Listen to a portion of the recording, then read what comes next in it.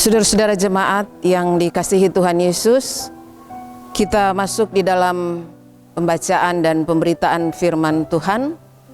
Namun sebelumnya mari kita satu di dalam doa. Kita berdoa. Bapa Sorgawi, saat ini dengan penuh kerendahan hati, kami mohon kiranya Engkau menguasai hati dan pikiran kami dengan Roh-Mu yang kudus, agar kami mengerti maksud firman-Mu saat ini.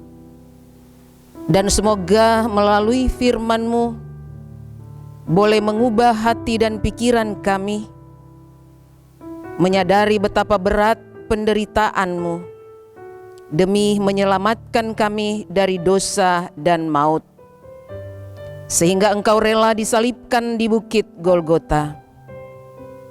Pengorbanan-Mu itulah yang menghidupkan kami dan memberi kekuatan kepada kami untuk melanjutkan hidup ini. Ya Yesus Kristus, Tuhan kami, inilah doa syukur dan permohonan kami, umat-Mu. Amin.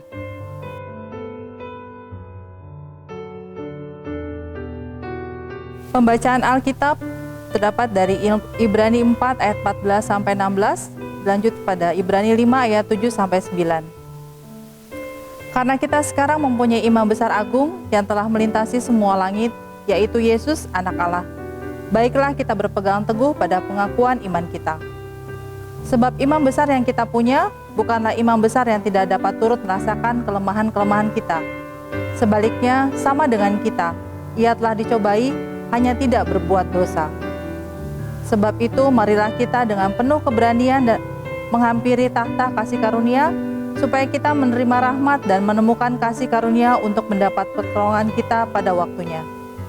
Dalam hidupnya sebagai manusia, ia telah mempersembahkan doa dan permohonan dengan ratap tangis dan keluhan kepada Dia, yang sanggup menyelamatkannya dari maut, dan karena kesalehannya ia telah didengarkan. Dan sekalipun ia adalah anak, ia telah belajar menjadi taat dari apa yang telah dideritanya. Dan sesudah ia mencapai kesempurnaannya, ia menjadi pokok keselamatan yang abadi bagi semua orang yang taat kepadanya. Yang berbahagia ialah mereka yang mendengarkan firman Allah dan yang memeliharanya. Hosiana.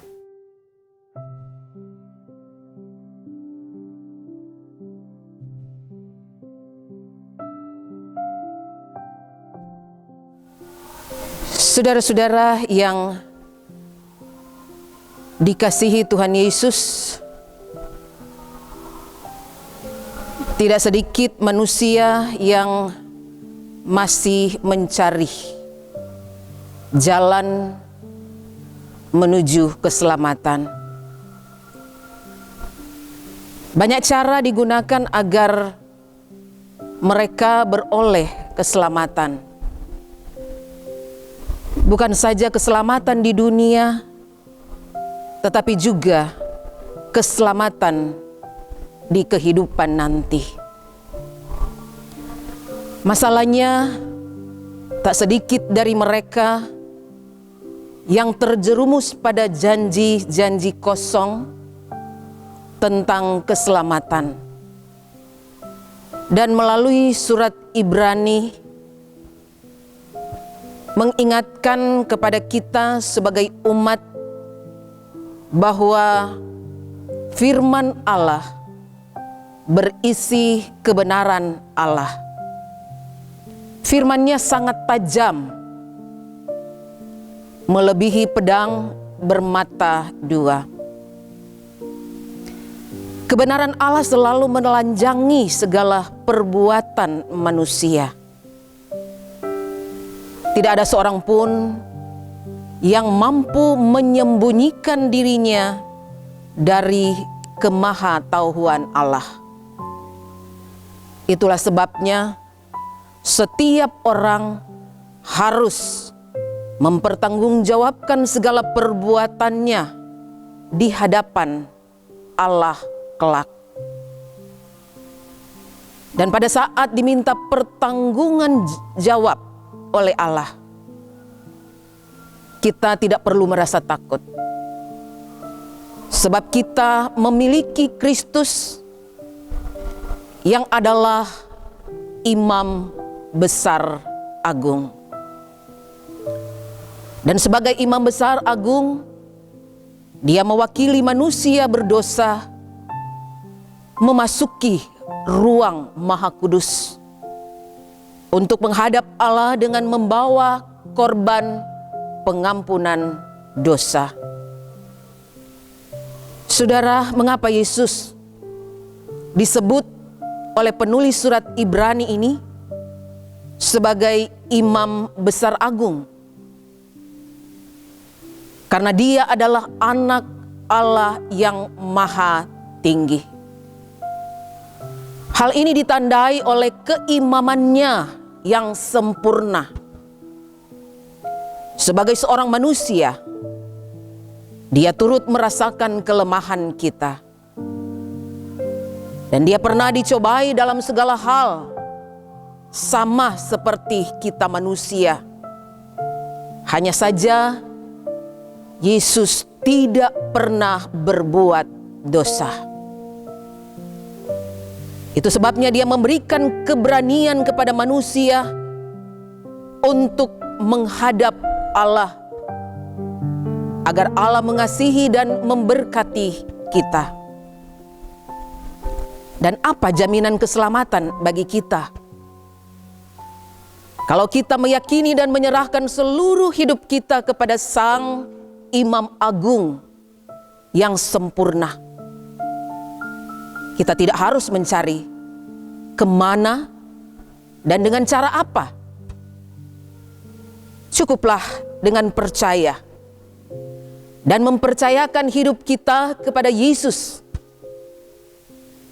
sembari setia melakukan kehendak-Nya. Saudara-saudara yang dikasihi Tuhan, Yesus adalah Imam Besar Agung kita. Dan sebagai perantara, Ia membawa Allah kepada kita. Ia membawa Allah kepada kita manusia dan mewakili manusia di hadapan Allah. Itu sebabnya kita tidak perlu takut datang di hadapan Allah untuk memohon kemurahan-Nya. Sebagaimana judul di dalam perikop pembacaan kita tadi, Yesus sebagai Imam Besar Agung, seperti di dalam ayat 14. Di situ secara gamblang menyebutkannya sebagai Imam Besar Agung yang telah melintasi semua langit, yaitu Yesus, Anak Allah. Dan gelar Imam Agung atau Imam Besar Agung dalam tradisi Ibrani yang ditujukan terutama kepada pembaca dan jemaat dari latar belakang Yahudi, di mana ingin menegaskan para imam atau peran imam besar yang mempersembahkan korban penebus dosa mewakili umat. Dan penambahan gelar agung memberi makna bahwa tindakan penyelamatan Yesus jauh melebihi segala kuasa di bumi dan langit.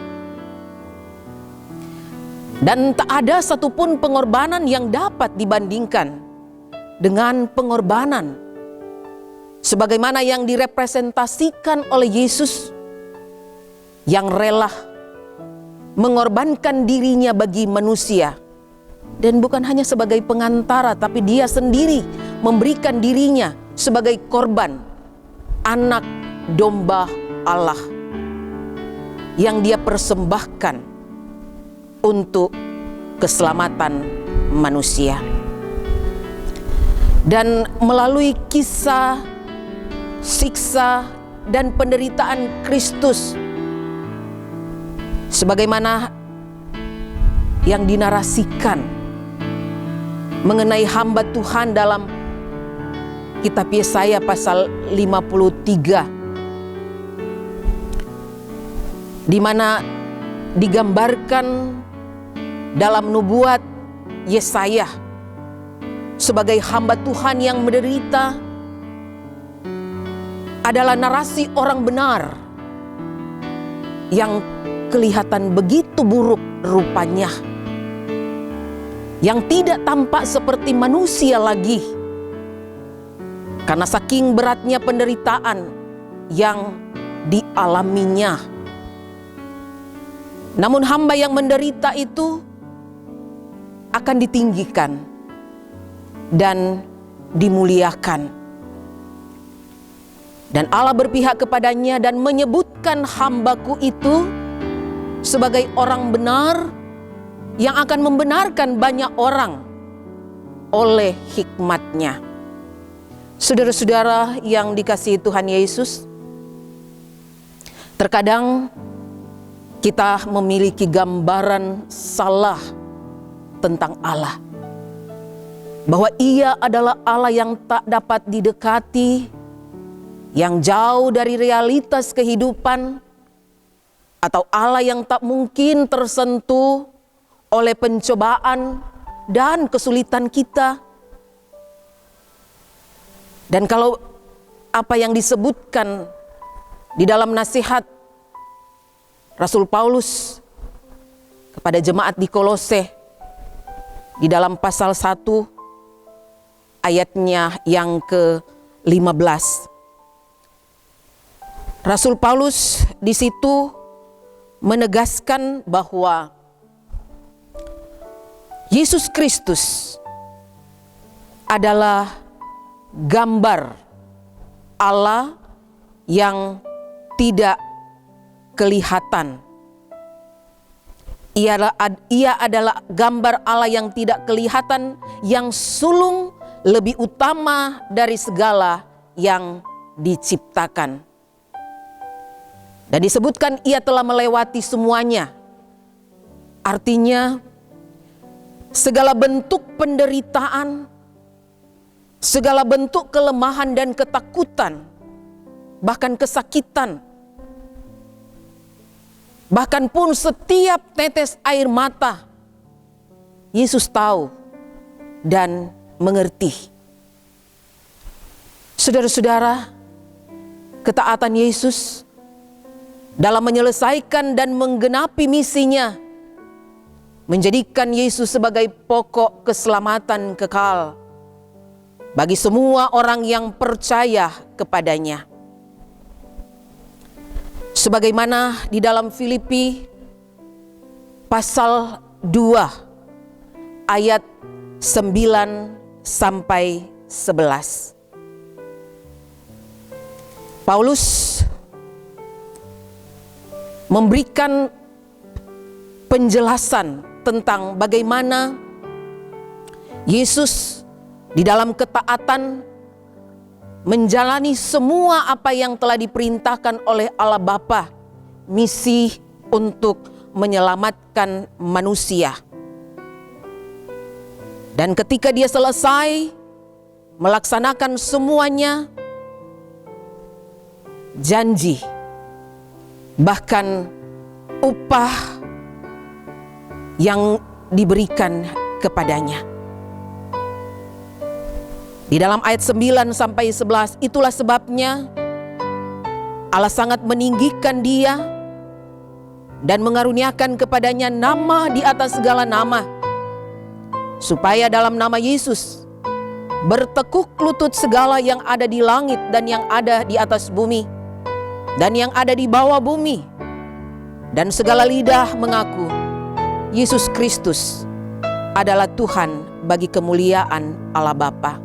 Inilah yang sedang kita peringati dan sedang kita rayakan melalui Jumat Agung, di mana merupakan sebagai peringatan wafatnya Yesus setelah proses yang dia jalani dalam pengadilan,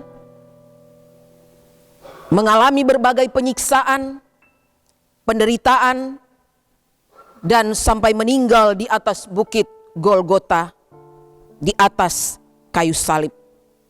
Semuanya ini untuk menebus dosa manusia dan menjadi makna Jumat Agung bagi kita yang memperingati dan merayakan saat ini. Mengajarkan juga tentang sebuah pengampunan. Tuhan Yesus memperlihatkan kecintaannya, mengajarkan juga tentang bagaimana menolong dan saling mengasihi. Sebagaimana dia rela memberikan pengampunan terhadap orang yang berdosa yang di sebelah saat dia berada di kayu salib.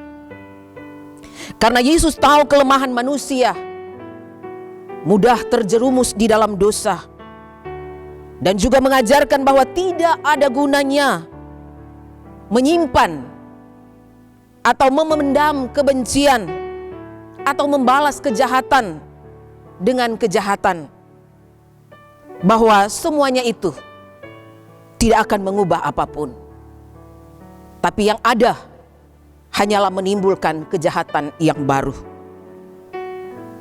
Juga makna ini lewat perayaan dan peringatan ini juga, bahwa penderitaan bukan akhir dari cerita, bahwa setiap orang mempunyai beban penderitaan. Dan Yesus katakan, barang siapa mengikut aku harus siap memikul salib dan sangkal diri. Dan menjadi orang Kristen tidak menjamin bahwa kita tidak akan mengalami penderitaan, juga tantangan kehidupan. Tetapi semuanya ini menjadi suatu tantangan bagi kita untuk menerima sukacita, asal kita tetap fokus terhadap tujuan bahwa hidup harus berjuang. Maka sukacita menjalani dan memaknai hidup kita. Kita mampu akan memenangkan persoalan, akan menjadi bukti sebagai hidup orang yang punya iman. Ketika kita mampu keluar dari masalah dan di situ memperlihatkan bahwa melalui iman itulah mampu membentuk pribadi Kristiani kita. Dan Jumat Agung ini menjadi momen untuk berbenah diri, membentuk mental sebagai seorang pemenang, dan tidak hanya sekedar peringatan atau perayaan semata, tapi bisa menjadikan untuk terus berkembang dalam hidup ke tingkat selanjutnya untuk mencapai kedewasaan iman. Dan dengan demikian, di teladan Kristus dalam ketaatan ini jugalah sebagaimana yang Tuhan inginkan untuk mengikuti teladan Yesus Kristus, sebagaimana di dalam firman di dalam Yohanes pasal 15 ayat yang ke-14. Kamu adalah sahabatku jikalau kamu berbuat apa yang kuperintahkan kepadamu. Kalau kita ingin benar-benar menjadi sahabat Kristus yang setia, tunjukkanlah ketaatan kita untuk melakukan apa yang diteladankan oleh Kristus. Bukan hanya perkataan, tetapi seluruh kehidupan kita menjadi persembahan untuk mengagungkan Kristus Tuhan kita. Amin.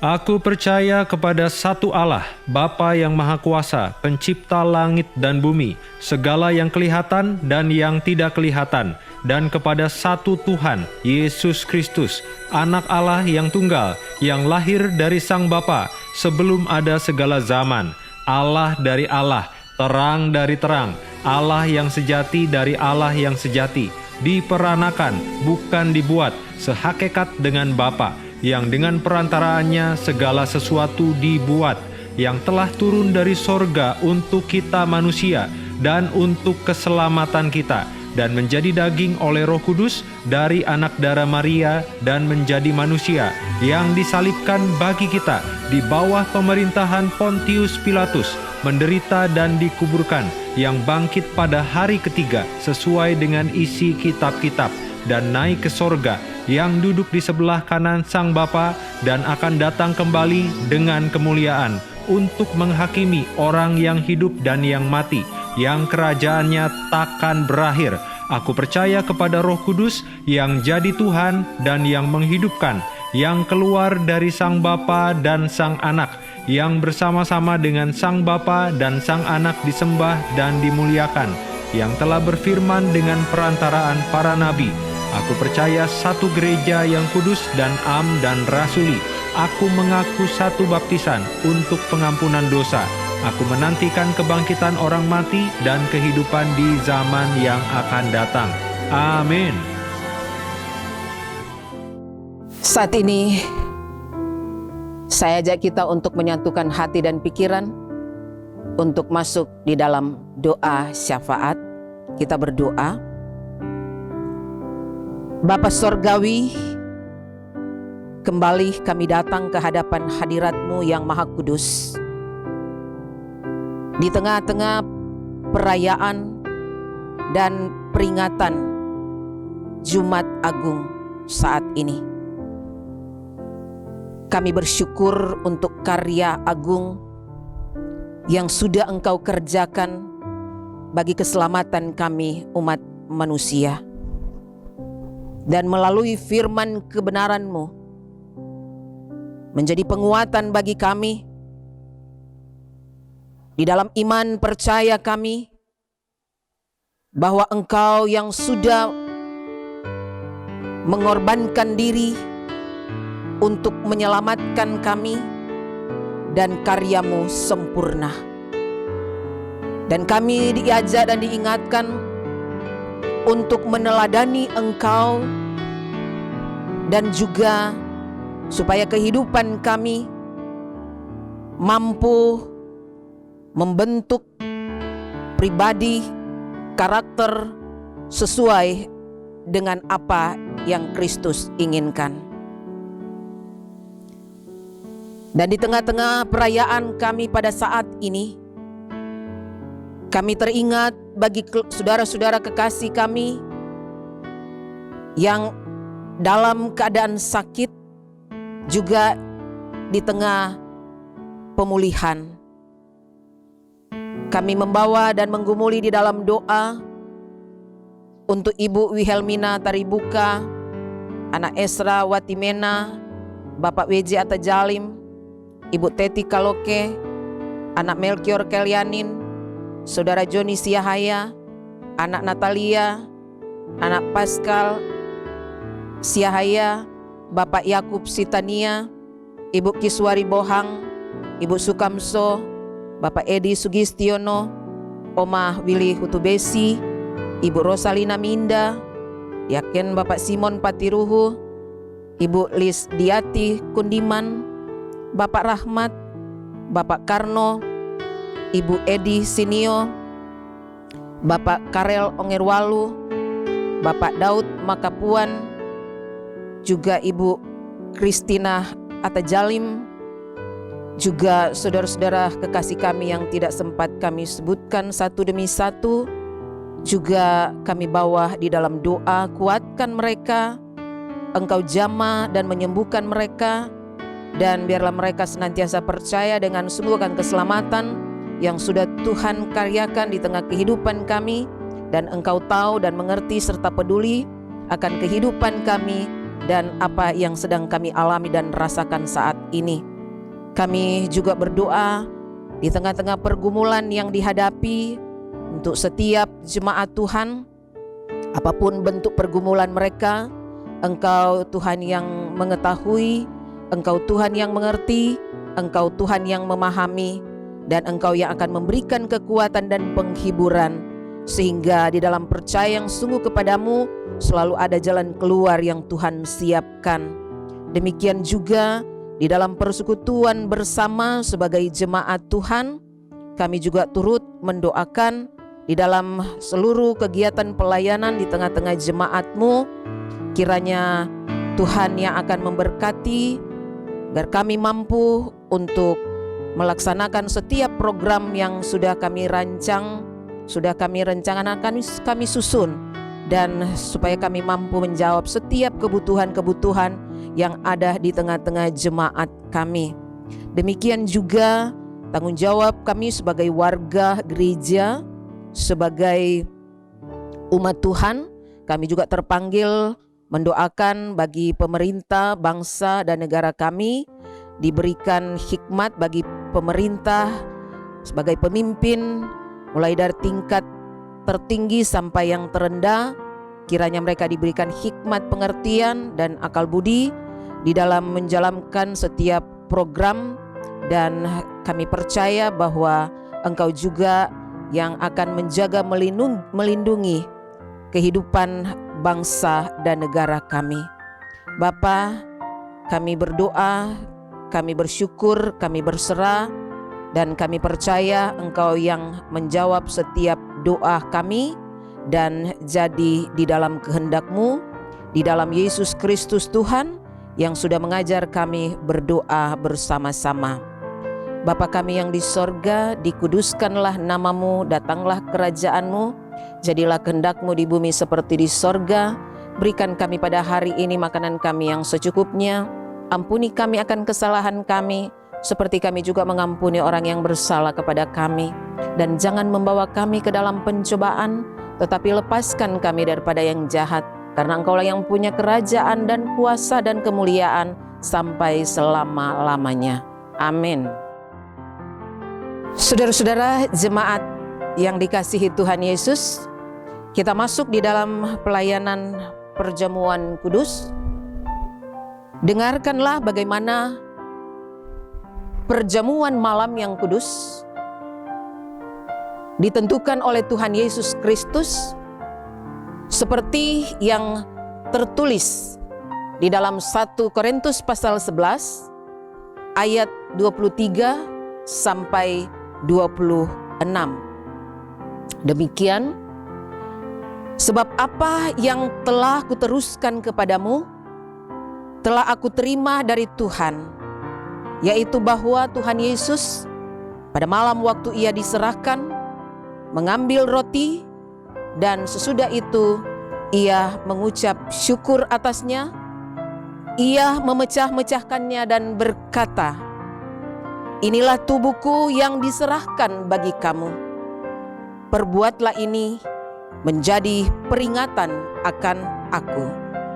Demikian juga Ia mengambil cawan sesudah makan lalu berkata, "Cawan ini adalah perjanjian baru yang dimeteraikan oleh darahku. Perbuatlah ini setiap kali kamu meminumnya menjadi peringatan akan aku. Sebab setiap kali kamu makan roti dan minum cawan ini, kamu memberitakan kematian Tuhan sampai Ia datang."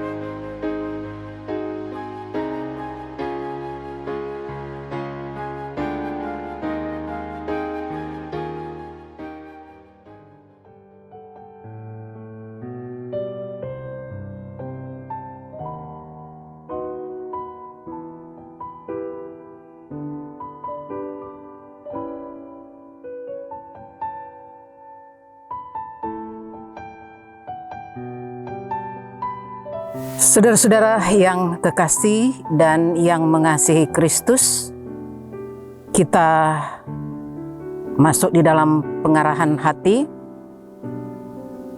Saudara-saudara, supaya kita dipelihara dengan roti sorgawi, yakni Yesus Kristus. Janganlah kita melekat pada roti dan anggur yang kelihatan ini, melainkan dalam iman kita mengarahkan hati dan pikiran kita kepada Yesus Kristus, Tuhan dan Juru Selamat kita.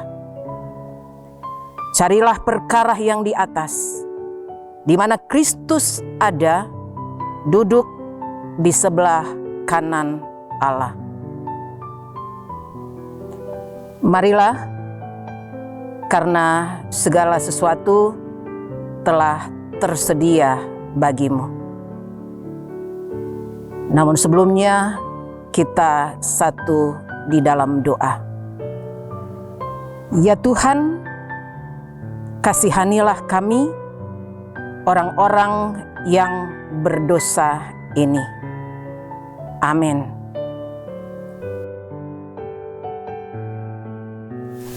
Roti yang kami pecahkan ini adalah tanda persekutuan dengan tubuh Tuhan kita Yesus Kristus.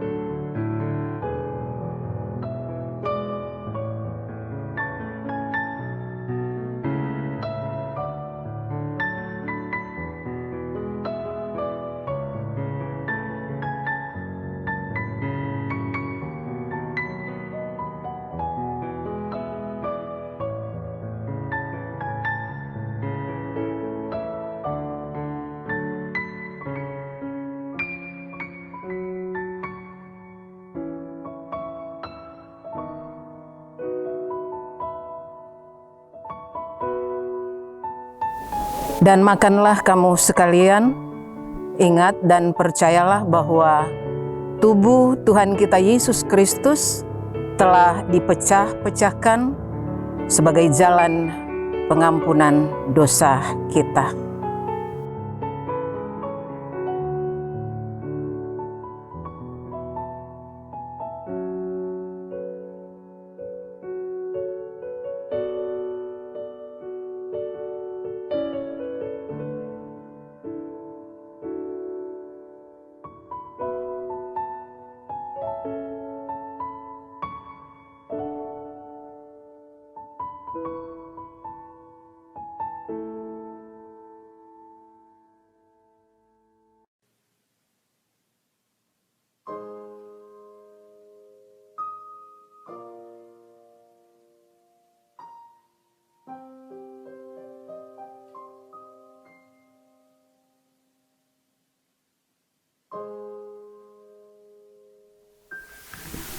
Dan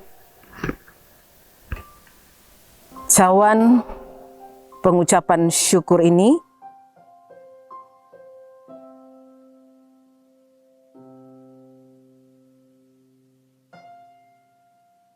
adalah tanda persekutuan dengan darah Tuhan kita Yesus Kristus.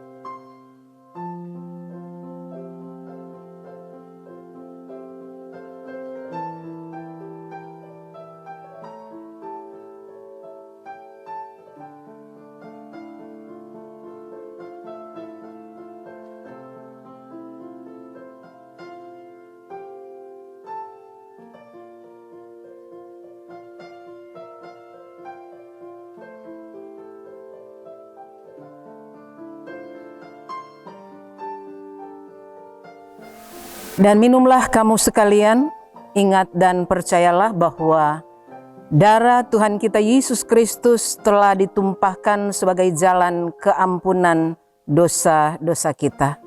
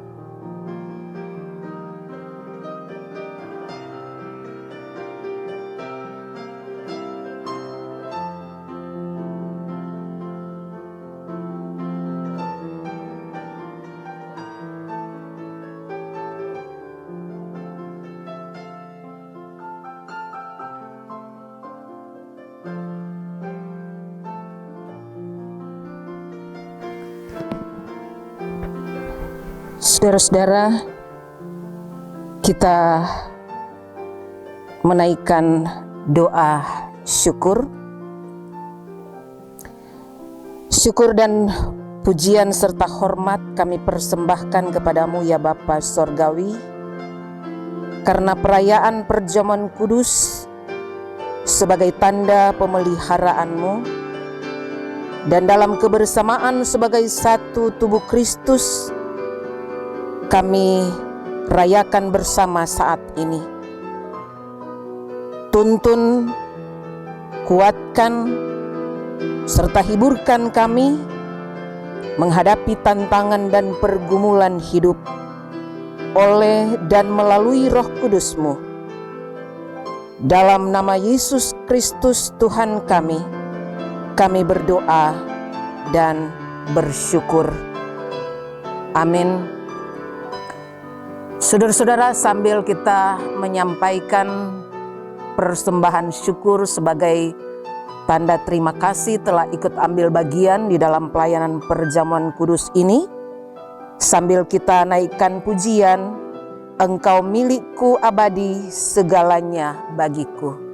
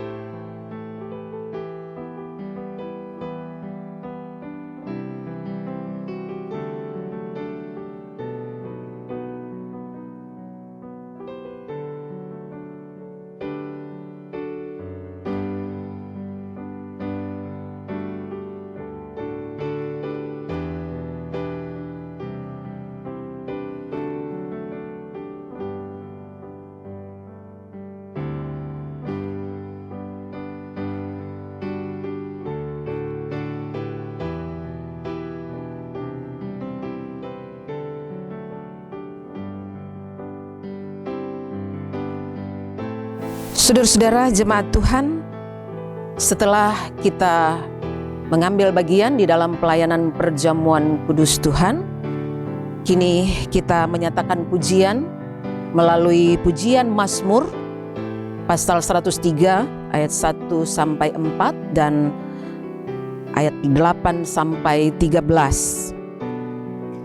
Pujilah Tuhan hai jiwaku, pujilah namanya yang kudus hai segenap batinku. Pujilah Tuhan hai jiwaku, dan janganlah lupakan segala kebaikannya. Dia yang mengampuni segala kesalahanmu, yang menyembuhkan segala penyakitmu. Dia yang menebus hidupmu dari lubang kubur, yang memahkotai engkau dengan kasih setia dan rahmat. Tuhan adalah penyayang dan pengasih, panjang sabar dan berlimpah kasih setia. Tidak selalu ia menuntut, dan tidak untuk selama-lamanya ia mendendam. Tidak dilakukannya kepada kita setimpal dengan dosa kita, dan tidak dibalasnya kepada kita setimpal dengan kesalahan kita. Tetapi setinggi langit di atas bumi, demikian besarnya kasih setianya atas orang-orang yang takut akan Dia. Sejauh timur dari barat, demikian dijauhkannya daripada kita pelanggaran kita. Seperti Bapa sayang kepada anak-anaknya, demikian Tuhan sayang kepada orang-orang yang takut akan Dia. Bapak Ibu Saudara jemaat yang diberkati Tuhan, kita masuk di dalam berita pengutusan. Jemaat diundang berdiri. Jemaat Tuhan, pulanglah dengan damai sejahtera dalam kehidupan sehari-hari, dan ingat bahwa kamu telah dibeli dan harganya telah lunas dibayar. Karena itu, janganlah menjadi hamba manusia atau menjadi hamba dosa.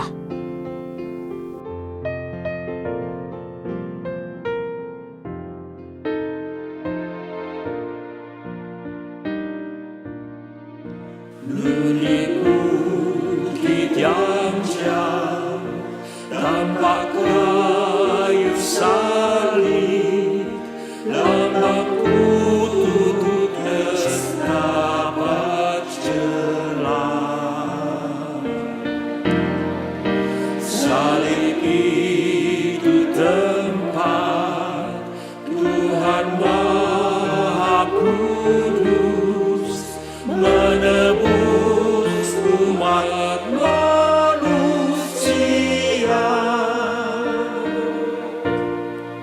Salib itu ku junjung penuh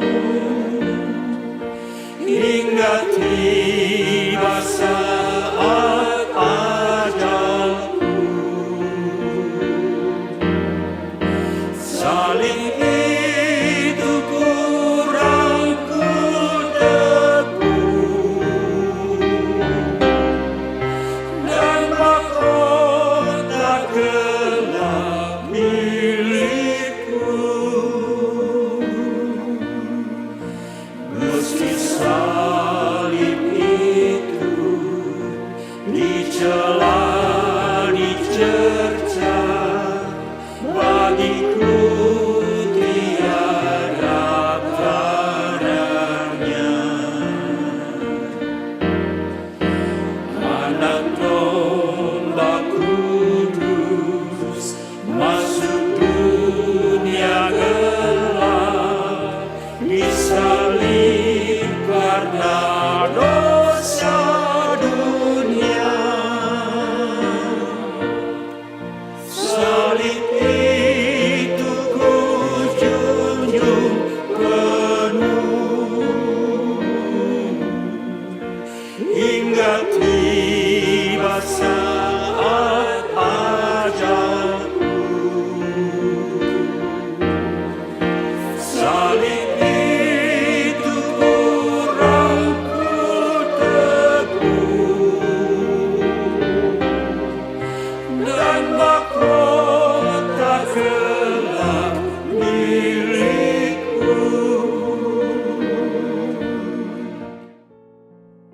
Dan mari arahkan hati kepada Tuhan untuk menerima berkat-Nya.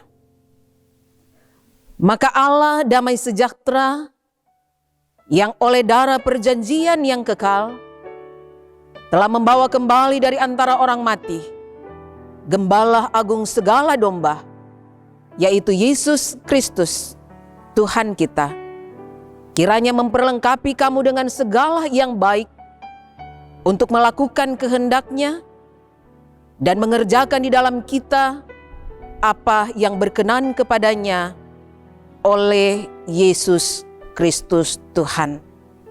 Bagi Dialah kemuliaan sampai selama-lamanya. Haleluya. Amin.